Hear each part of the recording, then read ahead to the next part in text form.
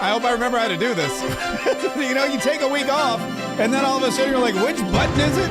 Yeah, listen, I hope everyone had a fantastic holiday, but I don't know about you. I was ready, man. I'm ready to talk about stuff. I'm ready to get back into the nitty-gritty. I'm ready to immerse myself in daily news. I hope I can. I've been doing that through the entire break. And man, we got some stuff going on today. We are going into one of the busiest political times in our nation's history. We have, of course, the inauguration coming up on January 20th. Before that, we have the January 6th anniversary / the day that Kamala Harris gets to go to the Congress. She gets to go to the Senate. And she gets to do probably the worst thing she's ever done in her entire life. No, not quit drinking. She's never done that. It's go in there and certify the votes for President Donald Trump to become president of the United States. Because as you know, that's the vice president's job. And thanks to the Democrats, there's no real power behind it anyway. They didn't like the fact that Mike Pence was this close to not certifying the election for Joe Biden. He wasn't gonna. That guy didn't break the rules. But Kamala Harris has agreed she's going to show up on January 6th, then she will certify the results for Donald Trump, making him the 47th president of the United States. That is, of course, unless Congress acts a fool, which they could always do. They could always act a fool. They could always do dumb stuff. And we'll get to that here in just a minute. Speaking of dumb stuff, did you guys see Tim Walz and Gwen Walz, who, gosh, I thought we were done with them, but they still keep popping up. He still tries to be relevant. Tim Walz is really delving into this whole social media thing. I guess he thinks the only way he can stay relevant or maybe maintain his popularity or some kind of, public maybe the only way he can make money is by going out there and posting on social media. You may remember a couple weeks ago, he posted a video about fixing the radio knobs in his BMW or something. Real relatable post. Yesterday, it was a post about him and his wife doing some spring cleaning and wondering whether or not they should throw away their Apple boxes. Okay. I don't want to be in this. Yeah, I know you don't want to be. We're just discussing, look at this beautiful Apple box, and it's the end of the year. Gwen and I are cleaning. Yes, it's empty. It's empty, Gwen. We see that. And we were just mentioning as Gen Xers and late boomers, the idea of throwing away such a nice Apple box is really a challenge. So we're starting a new one. It's a good box. It is a good box, and we might someday put the computer that's outdated back in it. But really, people, we're making this decision. We're starting the new year right. We're throwing it away. It's not the new year yet. Maybe just hang on. No, we're throwing it away. All right, so Tim Walz wants to toss the box. Gwen wants to hang on to the box. She's like, I want this box in my possession for a couple more days. And Tim Walz is like, look, every man needs a good box, but we're going to get rid of this one. And they thought this was a conversation that they should share with the entire world. So, and I'm not going to fault them.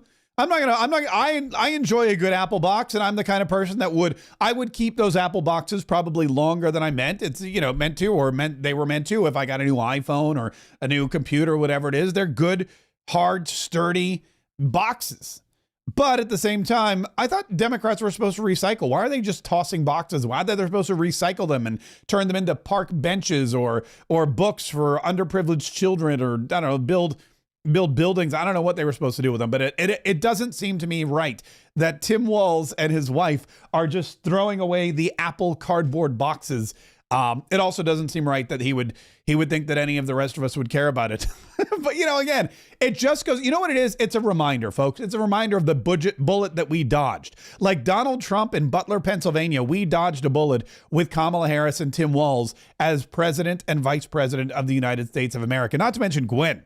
Holy cow. You know what I love most about J.D. Vance's wife is that we don't see a lot of her, which means she's not out there embarrassing herself the way Gwen Walz was during the campaign and now after the campaign. J.D. Vance's wife, she's a learned professional. She's a lawyer. She has composure and character, and she apparently, has a reputation she'd like to uphold. Not Gwen.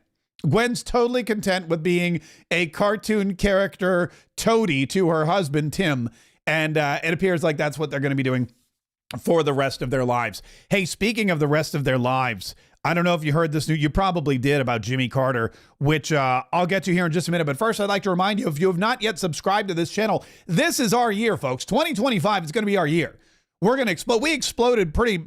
I mean, I'll be honest with you. I was shocked. I wasn't shocked. I was prepared for it. But I was really excited by the explosion of new followers and subscribers that we got to our YouTube channel and to our Rumble channel. Our Rumble channel has really exploded and continues to grow. The growth we've seen with both of our daily podcasts is insanity, not to mention all of our other platforms, wherever you're watching, on Facebook, on Twitch, if you're downloading the podcast on iTunes or Spotify. I mean, look, if you told me last year that by 2025, we'd have not one, but two political podcasts that appear in the top 100 of political podcasts, I would have said probably not. And I would have been wrong, because we do. And a lot of that is, yes, our hard work and our dedication. And by our, I mean me. That's my New Year's resolution. I'm going to stop saying our and we, because that's all. I'm no longer an our or a we. I'm a me and an I. But that's because, I show up every day and I bring you the news and I try to do things that I think are going to entertain and inform and inspire and enlighten you. And you guys show up every day too. And I appreciate that. So if you haven't yet subscribed, now's the time to do it, because I'm doubling down. Nay, I'm tripling down on content this next year. And I'm starting now. I'm not even waiting. I'm not one of those wait till January 1st. I'm like, let's just get it going. And today you've seen, we're already back with the podcast, The 47 Daily. We're already back with Mark Kaye Saves the Republic. I've already posted a multitude on Twitter and, or X rather, and on Instagram. And it's going to be, if you like me now, by 2026, you're going to be just totally annoyed with seeing my face. It's really going to be everywhere, because I'm tripling down on all of that stuff. So make sure that you do your part by hitting subscribe or like or share or all of the above. If there's a notification bell, hit that notification bell, because you're going to want to know. You're going to want to know what's up, and I'm going to be here to tell you. Which Jimmy Carter dead at age 100. Just thought, well, you know what? A solid century is enough for me. And it was almost, he was I guess his birthday was October the 1st, 2024. So it was over 100 years. It was like 100 years and 2 months. Guy really held in there really long. And fun fact, while he only served 4 years as president, he was our longest living president in history, 100 years old when he died. He was born the same year as George Herbert Walker Bush, which is George Bush 1, who also served one term. I don't know what it is.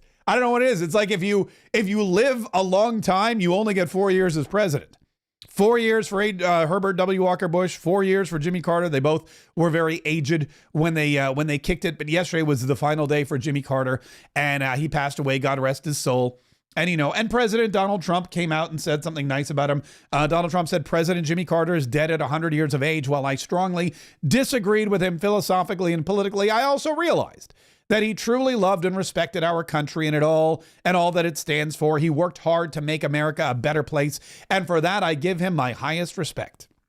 He was a truly good man, and of course will be greatly missed. He was also very consequential, far more than most presidents. After he left the Oval Office, warmest condolences from Melania and I to his wonderful family. And you'll notice he said he was a truly good man. Didn't say he was a good president, because he wasn't. But he said he was a truly good man, and Jimmy Carter will be remembered as such. I think as a good man. He'll be remembered as a not so great president, but a good man. And Jimmy Carter's death, by the way, has sparked some, I would think, unexpected controversy. And whenever there's unexpected controversy, you can probably imagine that somehow the Babylon Bee is involved. And the Babylon Bee, by the way, is a satirical website. It's one of, they're a satirical website. They create stories of new, they fake news you can trust, I think is their motto. And we've been big fans for a long time. We used to use a lot of their headlines for our Fake News Friday segment. In fact, fun fact, the Babylon Bee is the reason why Elon Musk owns X. The Babylon Bee was throttled by the former owners of the X platform, aka Twitter, for one of their fake news stories, and they were like, it's parody. And Twitter said, no, it's fake news. And they said, no, it's parody. And they said, we fact checked this and it's wrong. And the Babylon Bee was like, yeah, because we made it up. It's called parody. It's a joke. It's humor. Twitter didn't get it. Elon Musk was very upset because he's a huge fan of the Babylon Bee. And so he just plunked down $44 billion and said, I'm going to buy Twitter. The Babylon Bee came back. Well, yesterday they posted this story, Carter to skip Trump inauguration, which, by the way, is not false. Jimmy Carter will not be at Donald Trump's inauguration. But they posted this story. They put it on Twitter. And man, I'm going to be honest with you. I was a little shocked at how many people were shocked by this headline. I was shocked at how many people wrote back to the Babylon Bee saying, yeah, sure, there were people that thought it was funny. This guy, Jeremy, too soon. His body isn't even cold yet. I don't know how Jeremy knows the temperature of Jimmy Carter's body. I don't want to know how Jeremy knows that. But Beth Milligan, love you so much, but this isn't at all amusing. It is in very bad taste. I would urge you to take this down immediately. Fun fact, it's still up.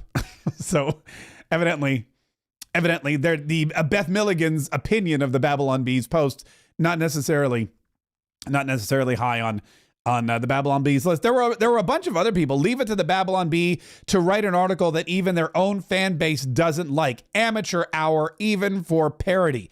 This is so tasteless. Carter didn't rank among the best of our presidents, but as a person, he seemed to be a good man. He deserves better than this. Humanity is starting to go down when someone prints something like this for humor. I mean, again, look, it's an accurate statement. Carter is not going to be at Trump's inauguration. Yes, there was more to the story. I think they wrote a little bit more. They wrote, in yet another blow to President-elect Trump, aides have announced that former President Jimmy Carter will also be skipping Trump's inauguration. So yeah, there was a little more than tongue-in-cheek to it all. But look, it's all just satire. It's all in fun. Apparently, it's all too much for a lot of folks who follow the Babylon Bee. Also, if you're offended by that, why are you following the Babylon Bee?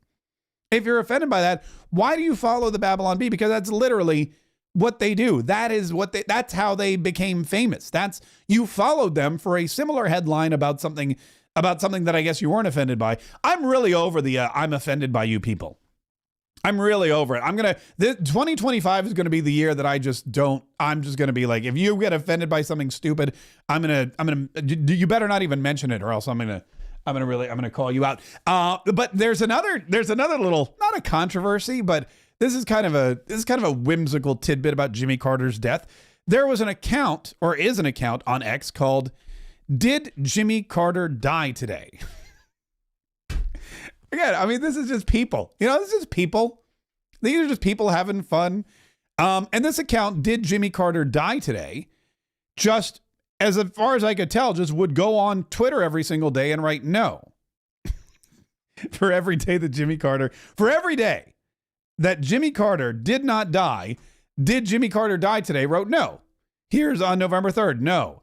November 4th, nah, man. November 5th, no, but go vote. November 6th, nope. So it was some variation of the word no.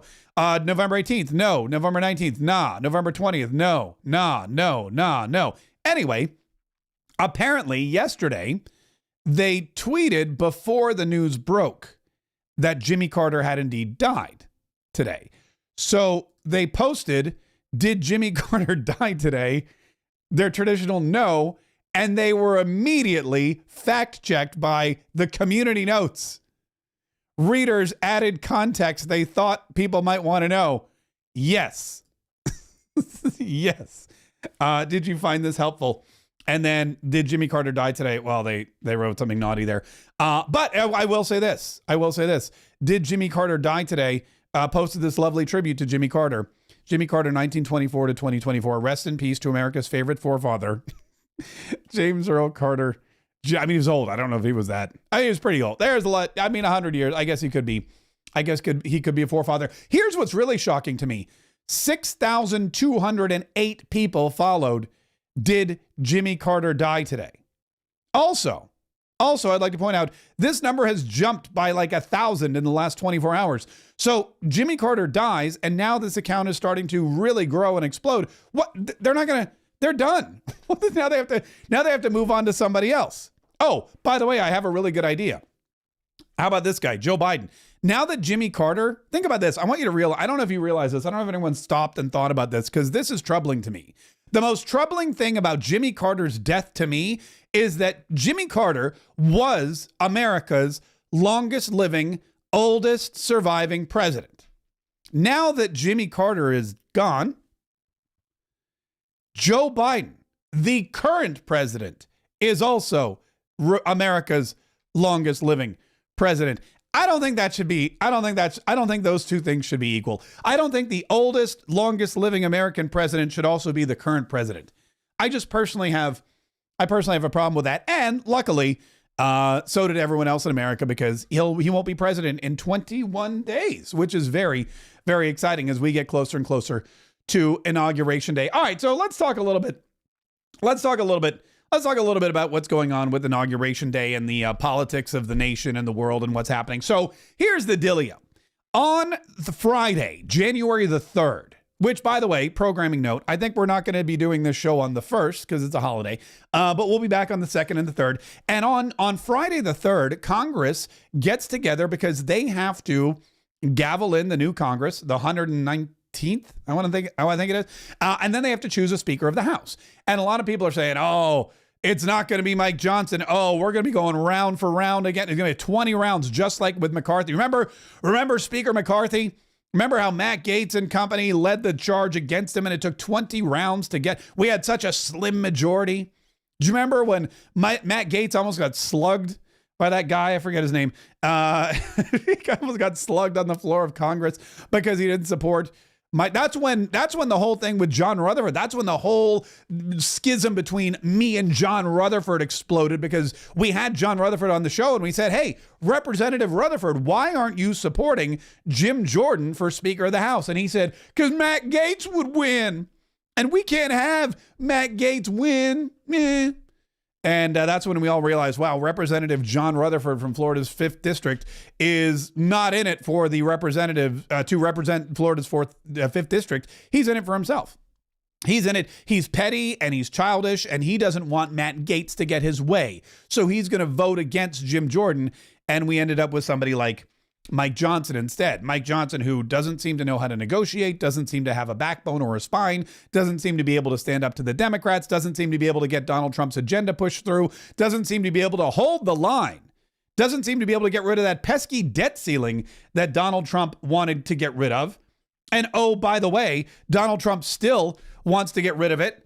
Donald Trump has been sitting around Christmas break at Mar-a-Lago thinking about the debt ceiling that Mike Johnson ripped out of this funding package and rammed through with the help of the Democrats, and he still wants it gone. Here's what he wrote. This is yesterday, by the way, at 5:17 p.m. So about 24 hours ago, Donald Trump wrote, the extension of the debt ceiling by a previous Speaker of the House, a good man and a friend of mine, from this past September of the Biden administration to June of the Trump administration, will go down as one of the dumbest political decisions made in years. Now, fun fact. He's talking about Speaker McCarthy, and this is something Donald Trump, he really has a knack for it. I mentioned this morning in the 47 Daily podcast, but Donald Trump says, a good man and a friend of mine did one of the dumbest political things in the entire world. It's like he's insulting one of his friends in a way that he's hoping they can remain friends. It's like he compliments somebody. He's a good man. He's a friend of mine. But boy, is he one of the stupidest people to ever serve as Speaker of the House. Man, that guy's a dummy. Love him to death. But he's a total fool. And Donald Trump has a knack of doing that. Donald Trump does that all the time. Donald Trump has a way with words. Speaker McCarthy probably is offended by it, but won't act offended by it because he still wants to stay in the good graces of President Donald Trump. But here's what he wrote. The extension of the debt ceiling by a previous Speaker of the House, a good man and a friend of mine, from this past September of the Biden administration to June of the Trump administration, will go down as one of the dumbest political decisions made in years. There was no reason to do it. Nothing was gained, and we got nothing for it. A major reason why that speakership was lost. He's talking about Matt Gaetz vacating the speakership of Kevin McCarthy. It was Biden's problem, not ours. Now it becomes ours. I call it 1929 because the Democrats don't care what our country may be forced into. In fact, they would prefer depression as long as it hurt the Republican Party. The Democrats must be forced to take a vote on this treacherous issue now, during the Biden administration and not in June. They should be blamed for this potential disaster, not the Republicans. And Mike Johnson is the guy who allowed this package to go through, didn't want to shut down the government, was afraid, was scared to death, petrified, just shaking in his boots of shutting down the government before Christmas and getting and being blamed for it, or having the Republicans bear the brunt of whatever ill effects there were, which I don't really think there'd be any ill effects, but that's me. Mike Johnson. I'm not the Speaker of the House, so I can't speak for the Speaker. But Donald Trump was like, look, you guys still got a problem here. We still got to fix this thing. We still got to fix this thing. I want it voted for before June. I want the Democrats to have to vote on this before Biden leaves office. I don't know if that's even possible. I don't even know if the schedule allows for that, seeing as how January 3rd is when they gavel in the new Congress and Speaker Johnson then has to be reelected. But this is Donald Trump basically reminding everybody that Kevin McCarthy was horrible, even though he's a good friend. He's a good man and a friend of mine. That friend of mine, Speaker McCarthy, was horrible. And Mike Johnson really, really screwed the pooch as well. He messed everything up as well. And now we got to go back and we've got some work to do. You might think in the midst of all of this, President Donald Trump would be so unhappy with Speaker Mike Johnson that he would support somebody else to be speaker. And in fact, there have been a bunch of names that have been floated around. Byron Donalds from right here in the state of Florida. Byron Donalds, great representative, strong figure, MAGA conservative. Byron Donalds, who ran for Speaker of the House, I think last time, got a handful of votes, not nearly enough to get to the third round, lost out to Mike Johnson. Byron Donalds is still a very viable alternative and somebody that I think a lot of folks would love. Also, on a personal note, I think it'd be great because he would then become the first African-American Speaker of the House, and the Democrats would then lose another racial trophy that they were looking for. That's all they want. They just want these racial trophies. They wanted the first black president. They wanted the first black vice president. They still want the first female president, which they're not going to get. I would love for the first African-American Speaker of the House of Representatives to be someone like Byron Donalds, a Republican, because that would rob the Democrats of another notch in their proverbial DEI identity politics bedpost.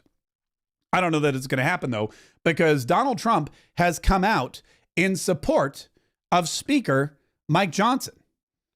Donald Trump has and it just happened this morning, just while I was getting this show together, while I was ripping through the headlines, while I was tearing through the news, while I was editing furiously. Fun fact, I didn't do any of that. I literally just hit play and said, let's go. But anyway, this is what Donald Trump wrote on Truth Social. We are the party of common sense. A primary reason that we won in a landslide the magnificent and historic presidential election of 2024. All 7 swing states, 312 electoral college votes, and the popular vote by millions of voters, despite large-scale voter fraud taking place in numerous states, including California, where votes are ridiculously still being counted or under review, all won with ease, calm, and professionalism. Republicans are being praised for having run a legendary campaign. Democrats are being excoriated for their effort, having wasted $2.5 billion, much of it unaccounted for, with some being used to illegally buy endorsements. $11 million to Beyonce, who never even sang a song, $2 million to Oprah for doing next to nothing, and even $500,000 to Reverend Al, a professional con man and instigator who agreed to interview their star-spangled candidates, Kamala and Joe. We ran a flawless campaign, having spent far less with lots of money left over. They ran a very expensive sinking ship embracing DOJ and FBI weaponization against their political opponent, me. But it didn't work. It was a disaster. Let's not blow this great opportunity which we have been given. The American people need immediate relief from all of the destructive policies of the last administration. Now, I know what you're thinking. Mark Kaye, you said that Donald Trump endorsed Mike Johnson, but all he's been doing has been going over all of his wins again and excoriating the Democrats for blowing all this money. Yes, that's how Donald Trump works. First, he praises himself, then he attacks the other party, and then at the very end, he gets to the point. Speaker Mike Johnson is a good, hardworking, religious man. He will do the right thing, and we will continue to win. Mike has my complete and total endorsement, MAGA, with 3 exclamation points. MAGA, of course, standing for Make America Great Again. Now, a lot of folks are scratching their heads. A lot of folks are puzzled. A lot of folks are saying, wait a minute, Mike Johnson flubbed the spending deal and left the debt ceiling in there, the one thing that Donald Trump said he wanted ripped out. Why would Donald Trump support Mike Johnson in this? Wait a minute. Mike Johnson was so bad at negotiating this bill. Mike Johnson, first of all, let's remember, came up with a 1,500-page spending package, which allowed for money for a stadium for the Washington, D.C. Commanders, allowed money to go to Ukraine. All of this wasteful spending, earmarks upon earmarks upon earmarks galore. It was something the Democrats wanted, the Republicans didn't. It was inflated, it was ridiculous, it was stupid. And Donald Trump came out and said, you got to, no way in HE double hockey sticks are we going to support that bill. All of a sudden it crumbled. And then he went back and he was like, all right, let me come up with something else. They came up with a shorter bill, but they needed the help of J.D. Vance, who was Donald Trump, and J.D. Vance had to interfere. They had to go in there and sit down in Mike Johnson's office and say, no, here's what you're going to do. Here's how we're going to get it done. Here's what we want. Nothing else is acceptable. What you've come up with is unacceptable. What we have is acceptable. You've got to go in there and you've got to make it happen. And they had to basically hold his hand while he went in there to negotiate with the Democrats. And then, of course, he muffed it up. And Donald Trump still doesn't have his debt ceiling removed. So Donald Trump is going into the new year. He's going into the new administration with the one thing he didn't want still on the books because of Speaker Johnson. And yet he's endorsing Speaker Johnson. And a lot of people are saying, why? Well, maybe it's because Speaker Johnson is weak that Donald Trump wants him in power. Maybe he knows that Speaker Johnson can be very malleable and manipulated, and that a meeting with J.D. Vance or a meeting with someone else from the Trump administration, maybe he knows that he can go in there and lay down the law with Mike Johnson.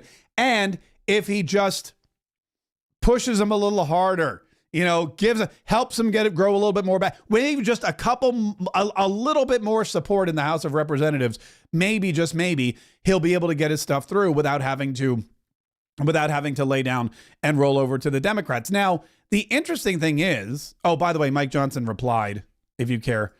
He was very excited. Thank you, President Trump. I'm honored and humbled by your support. As always, together we will quickly deliver on your America First agenda and usher in the new golden age of America. The American people demand and deserve that we waste no time. Let's get to work. Well, it's a nice sentiment, but is it really true? Now, the other thing is that, unfortunately, just because Donald Trump said, I support Mike Johnson is a good man, Mike Johnson goes to church or whatever, he's religious, amen, all that stuff, doesn't mean Mike Johnson's going to get through, because as you know, as we learned always, there are people who, while they understand there's a mandate, they still want to do their own thing, and they still want to get rid of Speaker Johnson, even though there's no clear plan in place moving forward, but they think Mike Johnson is not the guy. I'm a little skeptical myself, but again, I'm not knowledgeable about the inner workings of the relationship between Mike Johnson and Donald Trump to say anything other than, look, Donald Trump didn't get the debt ceiling removed that he wanted. He didn't get the spending package that he wanted. Now he's asking for Mike Johnson, and let's face it, there's nobody else really on the table. Might as well give him Speaker Johnson. Might as well do it. Let him figure it out. Mike Johnson has very little to do with my daily personal life, other than the fact that he rolls over and makes deals with the Democrats. However, I will say this, that there were a lot of people that thought even if 8 or 10 or 20 Republicans protested Mike Johnson becoming speaker again, even if 8 or 10 or 20, Thomas Massey, for example, has already said, Thomas Massey's like, I'm not supporting the guy. He's not the guy we need. He doesn't have the cojones to do it. I know at least a dozen other people who are in the same boat. Even if, let's say, 12 Republicans jumped ship, said, President Trump, we hear you. We disagree with you. We're voting for somebody. We're not supporting Mike Johnson for president, or for speaker, rather. We're going to go a different direction. And they lock up the vote. There's probably potentially at least 12 Democrats who look at Mike Johnson and go, I mean, that we'd be stupid to have anyone else. If they're looking around and going, we can't really have one of our own because we don't have the numbers, but we'd be dumb not to pick Mike Johnson because he'll bend over backward. He'll do whatever we want. So it looks like Mike Johnson, with this endorsement and or with the help of any Democrats who cross the aisle and vote to support him, it looks like he's well on his way. He's well on his way to becoming Speaker of the House yet again. Which is, again, look, I'm not going to, maybe he needs a second chance. Maybe he was an ineffective speaker because of the Democrats in power. Maybe he looked at Joe Biden and Chuck Schumer, and maybe with a strong Senate behind him, it'll be a totally different story. I don't know. Let me take a sip of my coffee. Maybe as we move into the second Donald Trump administration, where Donald Trump is the president and J.D. Vance is the vice president, and we have, what's his name? John Thune in charge of the Senate, and we have a strong Senate majority of Republicans, because we do have a strong Senate majority of Republicans. Maybe with all of that surrounding him, he'll find the gusto and the gumption and the courage to stand up and fight for what Donald Trump wants, which is, by the way, the debt ceiling to be ripped out of there ASAP. Anyway, that's coming up on Friday. Hopefully it won't take too long. I may live stream. If there's multiple votes, we may live stream all day on Friday. I've cleared my schedule. Fun fact, I don't really have anything on my schedule. I've cleared my schedule for Friday. So if it goes long, we may live stream it. We'll see what happens. And it's just going to, depend. And then on the 6th, which is Monday, that's when we have the Kamala Harris show. She's going to come in and she's going to certify the electoral votes, unless, of course, the Democrats try to do something stupid. And there was an article I read earlier today. I didn't even want to bring it up again, but there's an article. There were a couple guys was it from Politico? I forget where it was. But they were suggesting that the Constitution of the United States of America, especially Amendment 14, allows for the Congress to not allow Donald Trump to be president of the United States again because he, quote unquote, participated in an insurrection, which is not the case. It's not true. It's not been proven. There's nothing at all that states that Donald Trump has participated in any insurrection or that there was an insurrection against the government. All of that is still just up for argument. Let's just say the charges have been all but dropped. Jack Smith has been basically fired. It's over. But there's still some Democrats that think the Senate and the Congress with a 2/3 majority can stop Donald Trump from taking office. But they have to act now. It's not going to happen. It's not going to happen because Congress doesn't act now. Congress always acts later. Congress never does anything quickly. Congress always does things slowly. Oh, just ask Joe Biden. Joe Biden, by the way, I don't know if Joe Biden's just gotten to that age or that part, that time in his career where he just doesn't care anymore. Joe Biden, he's 82. He knows he's not going back he didn't run for president, which he regrets. He thinks now he had this big long interview and bits and pieces of it have been coming out where he regrets having pulled himself out of the race. Like he thinks he had some chance, like he thinks it was his decision. That's the really sad thing. Joe Biden is now saying, I never should have pulled myself out of the race. He had no choice. If he didn't do it, he would have been removed from office by the 25th Amendment. He would have been removed from office by some kind of scandal. The Democrats would have done whatever they could, and they could have done a lot. They've got stuff on everybody has stuff on everybody else in that party. That's why Joe Biden stepped aside. He didn't want to see his kids going to jail. He didn't want to see his wife going to jail. He didn't want to see himself going to jail. He knew that if he didn't do what the Democrat elite establishment, Barack Obama and Susan Rice and Nancy Pelosi and the rest of them, if he didn't do what they decided he was going to do, that he was going to suffer the consequences one way or the other. But now he's lamenting it. Oh, I should have stayed in the race. I could have beat Donald Trump. And something else that Joe Biden, this to me is really interesting. I don't know if Joe Biden understands exactly what's going on. Probably not, because he's Joe Biden. He's 82, and it's questionable whether or not he even knows that he's Joe Biden, that he's 82, and that he's president of the United States. But there's this report. Look at this. Biden reportedly regrets ending re-election campaign and says he'd have defeated Trump. President also regrets picking Merrick Garland for attorney general. I mean, I feel like we all think that was a bad choice, but Joe Biden says he was too slow to prosecute Donald Trump for January 6th. Joe Biden regrets having pulled out of this year's presidential race and believes he would have defeated Donald Trump in last month's election, despite negative poll indications, White House sources have said. The U.S. president has reportedly also said he made a mistake in choosing Merrick Garland as attorney general, reflecting that Garland, a former U.S. appeals court judge, was slow to prosecute Donald Trump for his role in the January 6, 2021 insurrection, while presiding over a Justice Department that aggressively prosecuted Biden's son Hunter. So listen to what Joe Biden is saying. Joe Biden is now saying, I regret picking Merrick Garland because he was A, too slow to prosecute my political adversary, Donald Trump, and too quick to prosecute my son and partner in crime, Hunter Biden. He's basically saying, I should have picked somebody else, Merrick Garland was not the right guy, because Merrick Garland did not help me weaponize the Department of Justice fast enough.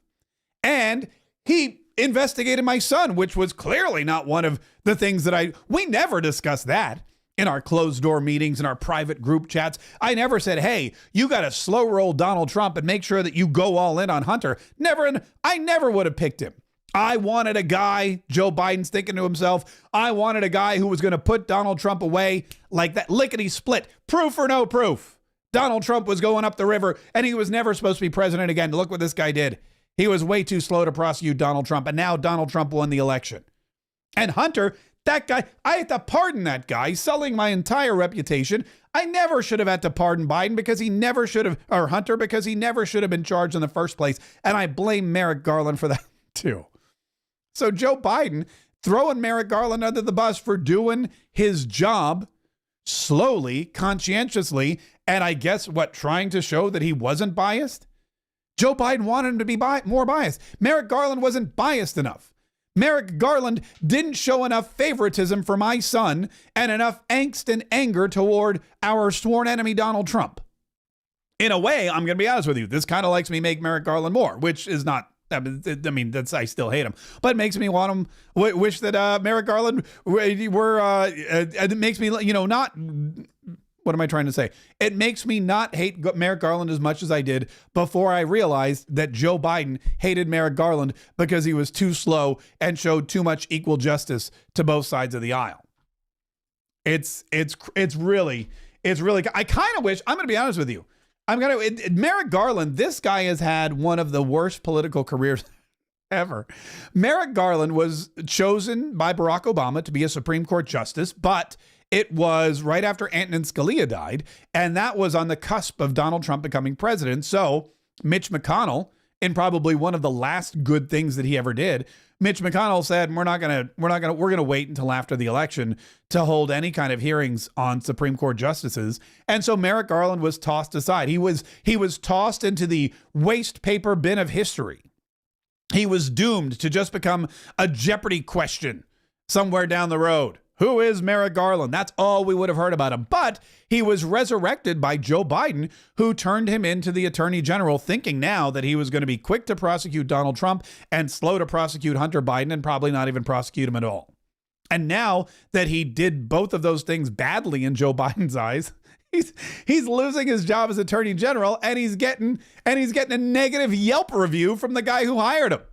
I'd never hire this guy again. I mean, he's like 90 years old now, I think. So I think Merrick Garland's probably going to go retire after this. I don't know that anyone's looking to, find a spot for them on their board of directors or in there. I mean, guy can't even speak. Guy's got a worse stutter than Joe Biden. He doesn't even have a speaking career coming up for him. But, that's the legacy now of the Joe Biden administration, and we're starting to learn a lot about Joe Biden. This is what it's just Joe Biden's appetites. We're learning more and more about what Joe Biden's true agenda was, and it was become president so that we could ship Donald Trump off to Rikers and we could save my family from ever seeing the inside of a prison cell. That's the only reason he became president. That's the reason they dusted him off from the mothballs. When Hillary failed miserably, when she fell to Donald Trump, the Democrats realized, man, we can't run her again. People don't like her. People aren't ready for Hillary. Hillary Clinton isn't a likable political character. She's not going to be the first female president of the United States of America. Who else do we have? And the list was short because you needed someone, A, who could possibly be elected, B, who had name recognition, C, who wasn't an old independent from Connecticut or a gay mayor from Indiana, and D, had as many skeletons in their closet and was just as corrupt as the rest of the Democrat elite so that you could control them when they did take office. And that's why Joe Biden was selected. He was the only other one. He was the only one he's the only one that was in Washington, D.C. long enough. He was vice president of the United States for a while. That gave him the name recognition. That gave him the resume. He wasn't Pete Buttigieg. He wasn't Bernie Sanders. He could be controlled because they all were in it together. The syndicate knew where every skeleton was buried, and that's why they kept Joe Biden around until it became obvious that he wasn't going to be able to beat Donald Trump. Neither would Kamala, but that's a story it's a story that we already know. And now here comes Donald Trump, and he's going to undo everything that Joe Biden did in the last 4 years. Oh, he's also going to get more Supreme Court justices, speaking of which. This is interesting, and this is something that's very important to realize, is that while Joe Biden got to nominate 1 Supreme Court justice, Donald Trump got to nominate 3. And Donald Trump may actually get to nominate 1 or 2 more. Think about that. There's 9 justices on the Supreme Court. 3 of them were chosen by Donald Trump.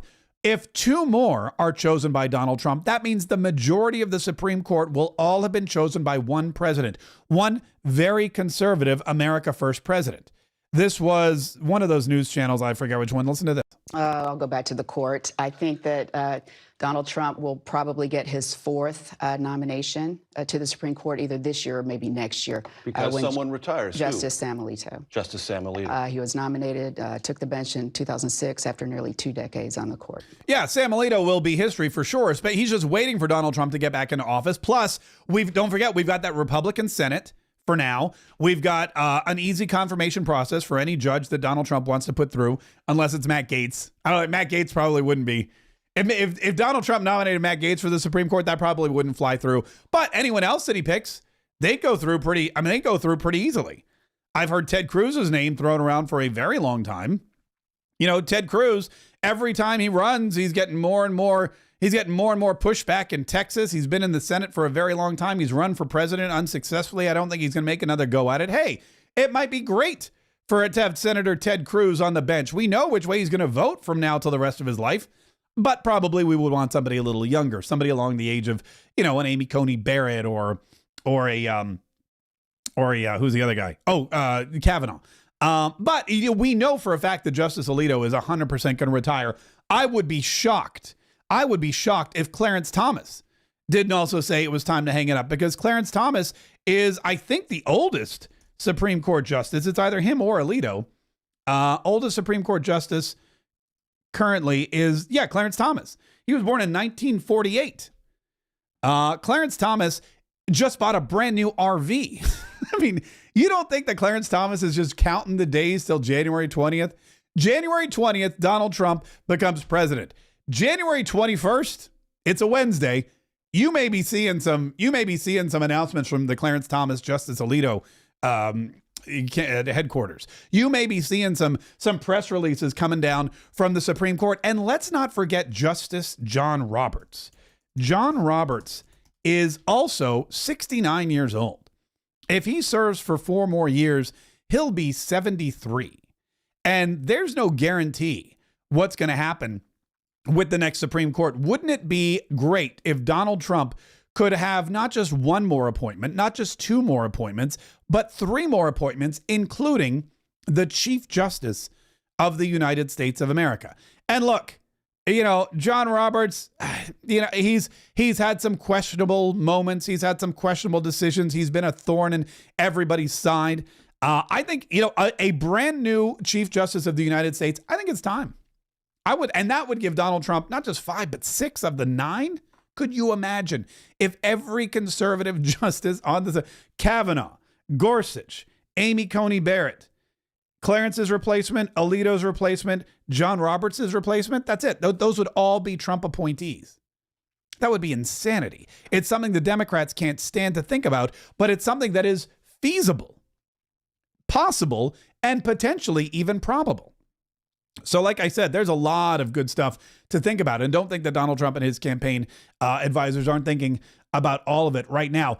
There's a couple of other things I wanted to share with you. One of them is this whole thing about Elon Musk and these visas. There was they call it a MAGA civil war.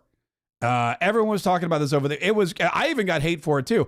Elon Musk and Vivek Ramaswamy and Laura Loomer and Jack Posobiec and Charlie Kirk and a whole bunch of other people got into it over the H-1B visas. And Elon Musk, in fact, I want to pull up this tweet. Elon Musk got so sick and tired of it all that just yesterday he posted that he wanted everybody to get along. Here it is. Elon Musk, which this is ironic to me. Yesterday, Elon Musk wrote, "Please post a bit more positive, beautiful, or informative content on this platform," which which if you followed Elon Musk for any amount of time on X, you know is really ironic and slightly hypocritical. Please post a bit more positive, beautiful, or informative content on this platform. This is a guy who has posted X-rated memes about members of Congress. So again, it's a little weird to see that kind of stuff coming. But basically what happened was Donald Trump appointed a brand new crypto czar who is a proponent of the H-1B visa program, which is controversial for a couple of reasons. The first reason is it was designed to bring in, really steal the biggest and the brightest stars from Asian countries, China, Korea, India, for the tech sector. This is something that the tech sector always wanted, they always loved, they always supported. And what happens is, let's say there's some brilliant PhD coder in India, and there's nobody else in the United States who can code like this guy. And if we brought him here to the United States and we gave him a visa, he could create some kind of brand new platform or brand new technology that would skyrocket the United States into the stratosphere. And we would become the dominant players in tech, and it would boost our economy. And we would steal this person from India and help them create whatever it is that would make all of our lives incredibly better. And again, place the United States of America at the tip top of the heap. That's the goal of the H-1B visa program. However, with most government programs, there are companies and corporations and bad deed doers who figure out a way to bastardize it and take advantage of it. And there were companies that figured out how to bastardize it and take advantage of it. And instead of using it for skilled labor, they used it for cheap labor. One of the most famous stories was about Disney here in Florida. And Disney, they basically went in to their tech support or one of their call centers and said, hey guys, listen, we are going to bring in a bunch of people from India using the H-1B visa program, and we're going to replace you with them. But before you go, we're going to keep you around for 90 more days so that you can train your replacements. And all these Americans lost their jobs because Disney was using the H-1B visa program to bring these folks in, replace them with the American workers, and pay them less money. And the Indian workers were thrilled because they were getting paid more. They were coming to the United States of America. They were getting visas. Meanwhile, American workers were given the shaft. So when this came back up over the weekend, it became super controversial because Laura Loomer started drudging up all this stuff about Elon Musk's past and his support of Ron DeSantis and the H-1B visa program and all these other anti-Trump, because she goes to the extreme. Anyway, but so in the end, it sparked this debate about whether or not the H-1B platform, the visa program, was good or bad, whether it needed to be upheld. Vivek Ramaswamy chimed in with a very long diatribe, and he started talking about American education. Let me see if I can find this one, because this one was very, very telling.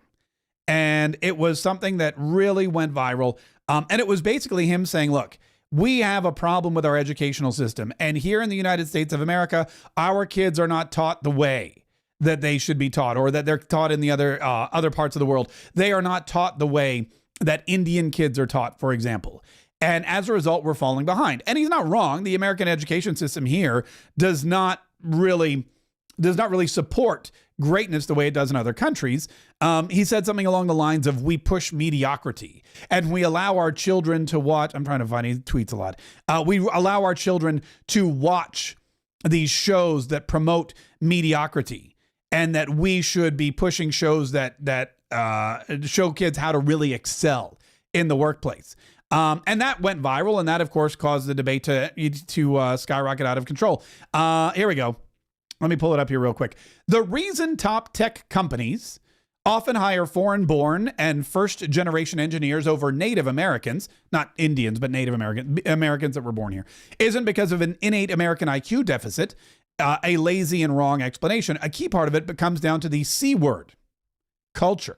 Tough questions demand tough answers, and if we're really serious about fixing the problem, we have to confront the truth. Our American culture has venerated mediocrity over excellence for way too long, at least since the 90s and likely longer. That doesn't start in college, it starts young. A culture that celebrates the prom queen over the math Olympiad champ or the jock over the valedictorian will not produce the best engineers. A culture that venerates Corey from Boy Meets World, or Zach and Slater over Screech in Saved by the Bell, or Stefan over Steve Urkel in Family Matters will not produce the best engineers. So now he's just going hard. Now he's just getting personal. Now he's ratting people out. He's saying, you don't need to be like Zach, you need to be like Screech. He's saying, you don't need to be like Stefan, you need to be like Steve Urkel. Oh, did I do that? That's what he's looking for. More movies like Whiplash, which, by the way, is a fantastic movie if you've never seen it. Fewer reruns of Friends. More math tutoring, fewer sleepovers. More weekend science competitions, fewer Saturday morning cartoons. More books, less TV. More creating, less chilling. I like how he keeps it. I like how he keeps it cool. I like how he's again, excoriating American culture and society for the last 20, 30 years and parenting, but he's keeping it cool. More creating, less chilling. More extracurriculars, less hanging out at the mall. Most normal American parents look skeptically at those kinds of parents. More normal American kids view those kinds of kids with scorn. If you grow up aspiring to normalcy, normalcy is what you achieve. Now close your eyes and visualize which families you knew in the 90s or even now who raised their kids according to one model versus the other. Be brutally honest. Normalcy doesn't cut it in a hyper-competitive global market for technical talent, and if we pretend like it does, we'll have our asses handed to us by China. This can be our Sputnik moment. We've awakened from slumber before, and we can do it again. Trump's election hopefully marks the beginning of a new golden era in America, but only if our culture fully wakes up. A culture that once again prioritizes achievement over normalcy, excellence over mediocrity, nerdiness over conformity, hard work over laziness. That's the work we have cut out for us, rather than wallowing in victimhood and just wishing or legislating alternative hiring practices into existence. I'm confident we can do it. Now, I'm going to be honest with you. I read this and I think to myself, he's not wrong. There's a lot of things that are true in this. Yes, you can have a balance between entertaining television and, breeding children that are raising children that excel in various different institutes. But it's not just the parents' fault. It's not just television's fault. It's not just entertainment's fault. It's also the government's fault. It's also the government system that it's the Democrats' fault for the most part. It's the Department of Education.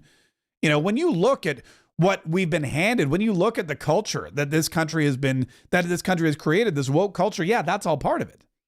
But this particular post, this particular tweet went super viral and got all sorts of people coming down on either side.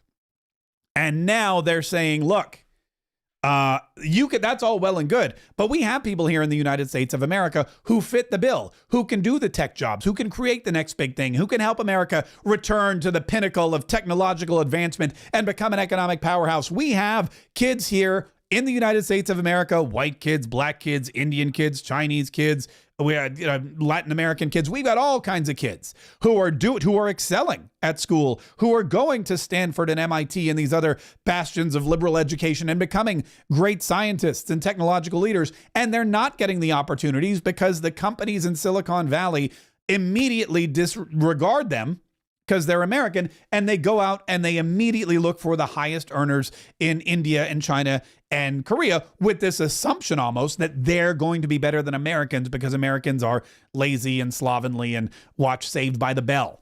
And instead of creating, we're busy chilling at the mall. By the way, where's there a mall? Show me where there's a mall. The malls here in Jacksonville are all closed or just about closed. And no one would go there anyway because they become bashed. Oh, yeah, I guess we have an outdoor mall that's pretty popular. But I don't know. Chilling at the mall is such a dated term. Nobody really. Anyway, this kind of erupted into a big back and forth between the H-1B visa program, whether or not Americans were good enough, whether or not America First meant hiring Americans first. Laura Loomer had her blue check mark taken away. We're not sure if it was directly correlated to this particular argument. Some of the things she said about Elon Musk or something else. A lot of folks say it's because she accidentally doxed one of Donald Trump's appointees. There's a whole... I could do like a whole hour just on this story, but I'm going to be honest with you, I'm kind of bored with it. And I'd like it to be put in the past because we have bigger fish to fry. The H-1B visa program is not currently our biggest problem. Is it a problem? Yes. Did we shed light on it? Yes. Can Donald Trump and Elon Musk and Vivek Ramaswamy and hopefully I guess, Speaker of the House Mike Johnson and John Thune. You know, now that I think about it, I do not like that Mike Johnson is going to be Speaker of the House because John Thune is going to be the majority leader in the Senate. I just don't. I know that Donald Trump has Republicans near him, but I don't know that he has a lot of conservatives near him. Anyway, there are bigger fish to fry, and there are bigger problems that we have to start with. One of them, of course, is getting a Speaker of the House, getting Donald Trump inaugurated, and then immediately beginning the mass deportation. And I think that I think that what we've seen here, and Cat Turd put it best. Cat Turd woke up one day, saw that Laura Loomer's blue checkmark had been taken away, saw that there were Democrats and that there were Republicans battling Republicans on the H-1B visa program, and he said, "This is what happens when you drink too much eggnog. It's what happens when people have too much time on their hands to sit around and think. This is what happens when people who debate for a living, people who argue for a living. This is what happens when those people finally stop and say, okay, we won. Now what do we argue about?" And this is a danger. This is one of the biggest dangers that the Republicans are going to have, because for the last 4 years, we have been arguing with Democrats. We have been arguing with rhinos. We've been arguing with Nikki Haley. We've been arguing with Ron DeSantis. We've been arguing with everybody who did not realize that Donald Trump's Make America Great Again policies, that his America First positions, that Donald Trump's leadership was the only thing that could save this country and this government and this world. We argued, every single day. It was constant attack. There were attacks coming from Fonnie Willis in Georgia. There were attacks coming from Jack Smith in Florida and Washington, D.C. There were attacks coming from the big tubby guy, the attorney, what's his name, in New York City, Alvin Bragg. It's Fat Alvin. There were attacks coming from Nancy Pelosi. There were attacks coming from everywhere. Impeachment after impeachment, indictment after indictment. Every time you turn on the news, they were continuing to attack Donald Trump, even though he held no elected position. Then when the primary started, Ron DeSantis, who we all thought was going to be a loyal lieutenant to Donald Trump and remain as governor of Florida until it was his time to get called up to the majors, didn't do that. We had to attack, there was arguing about whether or not he was the guy. Then it was Nikki Haley who stayed in this primary election way too late and caused way too much damage. And then it was Joe Biden and Kamala Harris and on and on and on and on. Now that the election's over, now that the winning has been completed, there's a lot of people who wake up every single day going, who do I attack now? And I think that we need to realize that, yes, we're still at war. Yes, there's still battles to be fought, but we cannot attack each other. The Democrats can still be attacked. The media can still be attacked. In fact, I did a video. Let me see if I can find. I did a video over the break. And maybe I published it too early, but it was the Republican resolutions for 2020. And I'll post it in the description of this video afterward. But basically I went through and I said, what is that? I said, here's what we need to do. Here's what we need to do. We need to, how we thrive in 2025, how conservatives like you will thrive in 2025. And it's basically a list of Republican resolutions that we need to go through as a party. And we need to realize this is what we need to do. Yes, we can argue with people, but we got to argue with the right people. Yes, there's still a battle to be fought, but we got to make sure it's the right battle. And Donald Trump is still being given a mandate. I'm really excited, actually, for everyone to get off of vacation and get back to work, because hopefully it will refocus everybody.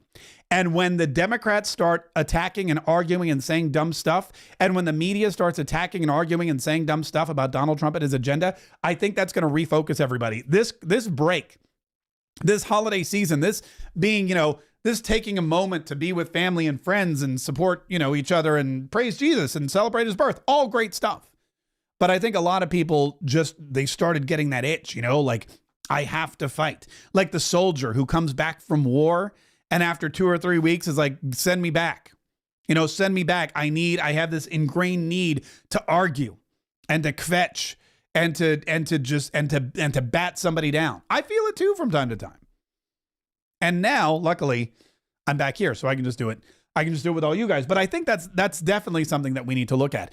And I hope to God that you're going to see, once January 20th comes along and Donald Trump becomes the president, you'll start to see more attacks from the left. And that will refocus all of us here on the right. At least that's my thought process.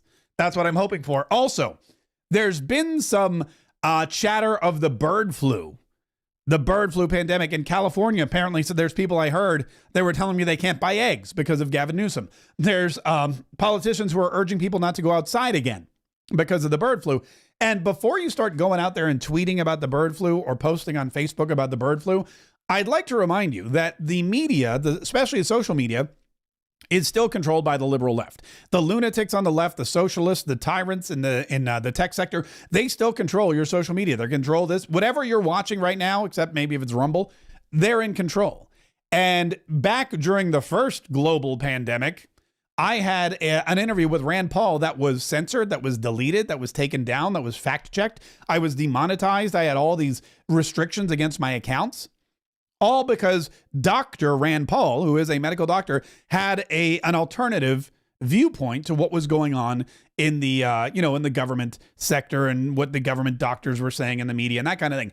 So now that I see that there's going to be more of these traps set by the Democrats, more of these opportunities that the Democrats are going to take to try to thwart Donald Trump and his agenda, whatever it may be, whether it's bird flu, whether it's something else, whether it's a new legal battle. Don't forget, the anniversary of January 6th is coming up as well. Before you go out there and start just spouting off on your social media accounts, just know this.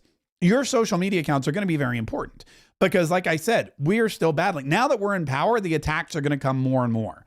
You're not going to get off the hook. You are going to be criticized. You are going to be scrutinized. You are going to be fact-checked. You're going to be censored, canceled, and deleted more than ever before. And I know this because it happened to me. I've been canceled by every major social media platform at least once. TikTok, 4 times. I'm on my 5th TikTok account right now. They've canceled me 4 times just because I'm me. I've been kicked off of the radio because I was way too smart, entertaining, and conservative for the liberals that run the radio station. Kicked off of TV everywhere you think. I mean, if you just Google me, you can see how I was pushed as a propagandist for the Donald Trump administration, all these horrible, blatant, stupid things. And I learned a lot from it. And what I learned was there is a way to survive as a conservative. There is a way to thrive as a conservative. There is a way to do business as a conservative online. I mean, if you look at it, they're all around. Candace Owens, Ben Shapiro, Dan Bongino. You look around, you see there's conservatives out there who make a lot of money, who run their business, who say what they want because they know how to cancel-proof themselves from the attacks of the left. They know how to cancel-proof themselves from the fact-checkers and those kinds of things. And what I did was I wrote a book, and it's an ebook and an audiobook. I just printed this one up so I could show it to you, that is available right now called Cancel Proof Cash Flow. And this tells the story of what happened to me. It's the real life story of how I got canceled. There it is. Look, I got canceled. That's me getting canceled. And I tell you my whole story. And then I go in there and I tell you how to, look, Chapter 2, go fact check yourself. That's one of my favorite chapters, by the way. There's stories of other people, and then I go through and I tell you exactly what you need to do to make sure that you are protecting yourself in what is going to be a more volatile environment than ever before. It's not going to get easier. Yes, Elon Musk bought X. Yes, Rumble exists. But that just means that there's more reason for the left-leaning platforms to come after us. And you need to protect yourself, and Cancel Proof Cash Flow will show you how to do that. And it's, like I said, it's a downloadable ebook and audiobook. I read it too, so you can listen to me read it. And if you'd like a copy, all you have to do is go to markk.com/cancel. It's actually, there's a link. If you go to the link in the bio or the description of this video on YouTube or on Rumble or wherever you're watching, click on that link. It's $37. You get the book and you get the audiobook. So you can read it, you can listen to it, you can learn everything. Even if you're like, look, I don't use social media that much, or I think I already know everything. It's a fascinating story, and it's going to open your eyes to some of the things, some of the ways that you could get canceled and not even know it. Some of the really unique and creative things that the social media companies and the tech companies and the internet sector have come up with to stop people like us from having a say in the marketplace. And of course, if you run your business on social media, and you may not even be political, you may be like, well, I sell insurance. But, you know, if you have social media and you're posting, you never know what's going to happen. And you never know how much of your influence and your financial future is going to be impacted by getting canceled. Trust me, I lost a lot of influence and a lot of money, and it took me a long time to figure out how to get it all back. But I did. And now, not only am I secure with my financial future and my business, but I also know how to cancel-proof my accounts and speak freely on social media without any fear of retribution. So get yourself a copy of that, markk.com/cancel, or you can just click the link in the description of this video. Don't forget to subscribe to this channel because we got more great stuff coming at you every single day. We're tripling down in 2025, more content than ever before. not just here, but everywhere. Subscribe to the YouTube channel. Hit the like and the notification button. Make sure you're getting our podcasts every single day. Stop fighting with each other. We've got enemies, and it's not you and me. It's not us. We are our own best friends, and we've got to work together. We've got to stay strong. We need the numbers because this battle rages on. And on January 20th, yes, it's going to be a day of great celebration, but it's also going to be a day when we have to go out there. We have to applaud and celebrate and dance and toast Donald Trump and the new golden age.